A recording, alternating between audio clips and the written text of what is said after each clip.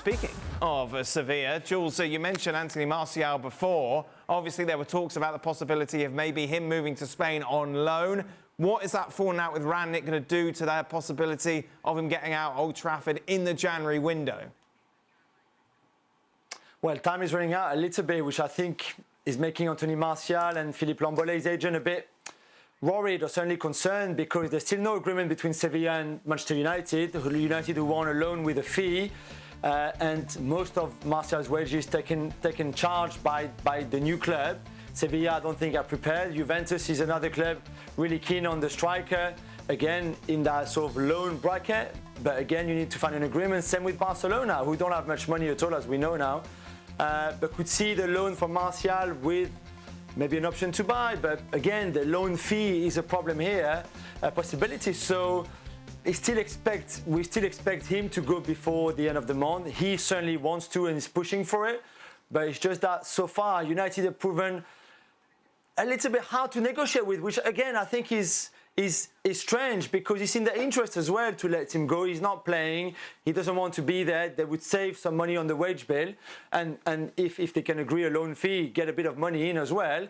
But if he ends up staying, that's in no one's interest really. Perfect fit, wouldn't he be, for Sevilla? He'd come in and, you know... Well, I was amazed that Jules mentioned Juventus. I mean, I know they're not the strongest at the moment, but, you know, when you think about players going to Juventus, you don't really think about players that have sat in the backside and done little for a big chunk of the period at Man United. That's not to suggest he hasn't got a talent. I'll never say that about Anthony Martial. There's no doubt he has a talent, but boy, he's a frustrating player. Yeah. And a lot of it to me is in his head. Now, the whole Rangnick thing, as Jules said in the show, somebody's telling porky pies here. I mean, we don't know that. But in terms of Sevilla, yeah, they're the only team at the moment putting a title challenge up. I think it's Rafa Mir up front, big guy, big and strong. They don't get... He sort of leads the line for them.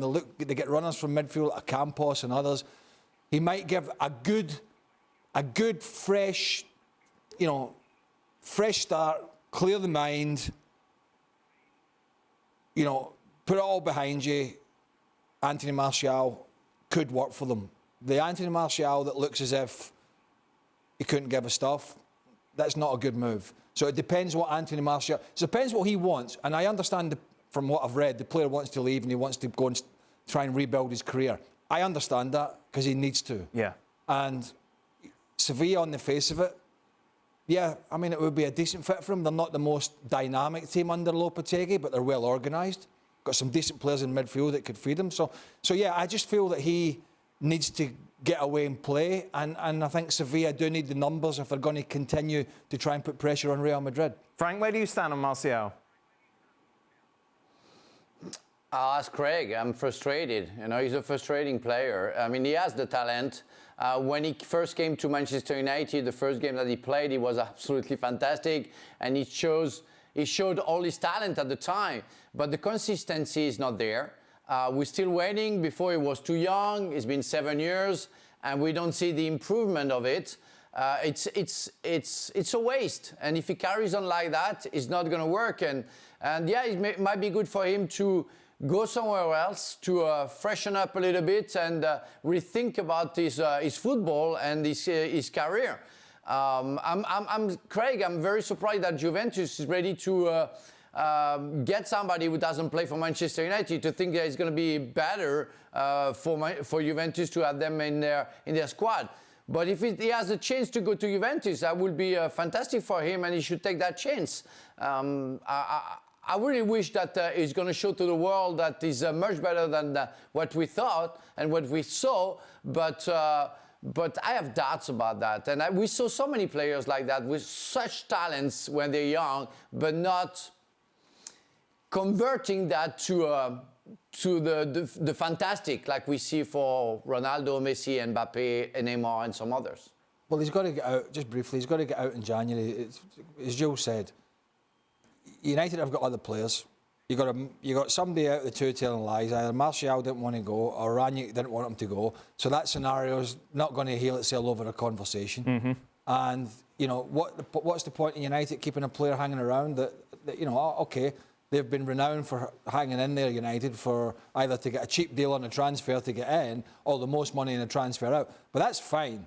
That's fine when you're a successful team. But when you need to kind of rebuild and get people out, sometimes you just need to bite the bullet. Right. And I don't know what Sevilla or anybody else are offering, but I think United have to bite the bullet here and just get him out. Meanwhile, Shaka, it's good you're sitting down for this shocking news, of course, that's been reported today, is that Eden Hazard isn't keen on a move to Newcastle.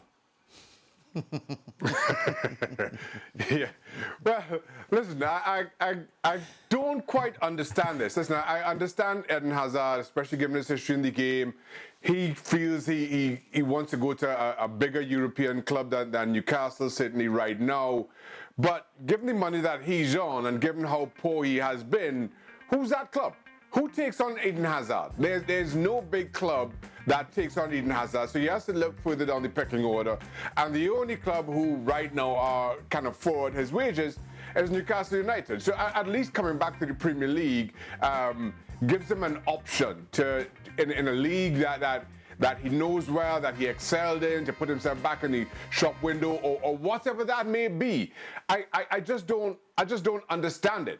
And then the challenge with Eden Hazard is you look at not just his own history, but that of Gareth Bale. In a similar circumstance, a big club like Real Madrid, earning fortunes, gets an opportunity to go back to his former club at Spurs and is equally disappointing there. And now he's back in Madrid, just languishing. So what's the upside for Hazard here in turning down this opportunity? I just don't see one. You would take it, Shaq. You would make the move. Yes. At the very least, I'd make the move on loan till the end of the season and get an opportunity to play football again in a league that you know so well. And maybe it provides an opportunity for somebody to fall in love with you again. Because right now, who on earth is going to look at Eden Hazard right now as he's playing right now with the money that he's on and say, you know what, I'm going to take a chance? Nobody but Newcastle. So the interesting thing is, you know, his favourite position allegedly is coming in off the left-hand side or whatever, but there's a guy doing pretty well in that position at Newcastle at the moment called Alan Saint-Maximin. Would you go to Newcastle? Would you leave Real Madrid to go to a relegation scrap at Newcastle? No. But if the World Cup was in the summer, which it's not, in that case, I may do. Well, it doesn't matter. He's going to play in the World Cup, isn't he? Regardless of what goes on at Madrid or where he is. But you're missing the picture. Dan. The picture is he'll be playing the World Cup. One second, Frank. He'll play in the World Cup as a player who's probably going to been a bit part of Real Madrid, so he's not sharp, he's not fit. Not ideal for Roberto Martinez, is it? So I think it depends what mindset you want to go into a World Cup, which is sort of a moot point because it's not till December now. But the answer to your question is it depends what his desire is to go and play again. Right. And I would suggest that's at the levels of having no interest in going to Newcastle. Frank? Yeah, I think we have to be truthful regarding what we see from Hazard for the past 3 years, where he completely lost his football and he's 31. And do you really think that the guy is going to come back to the business and be as good as he was when he was playing for Chelsea? I have big doubts about it, and even more, I don't believe in it anymore. And I don't know if it's a good thing that he comes to Newcastle. And I don't know if it's good for Newcastle to hire somebody like Eden Hazard, because I have doubts about this football, and I've doubt that he can go back to his best. And do you think with Eden Hazard, Newcastle is going to survive and not go down? No, I don't think so. I think he lost his leadership, he's lost his football, he's 31. No, he's not going to come back. I'm sorry. For me, it's all over. And I'm sad for him, but it's all over. Like Gareth Bale, it's all over. It's been a nightmare for Eden Hazard, of course, the last couple of years. A nightmare for Umtiti continues, Jules. After breaking a bone in his foot in training today, he's going to need surgery. Of course, there was talk of him going out on loan from Barcelona as they were looking to clear their books slightly. Obviously, that is definitely not happening now.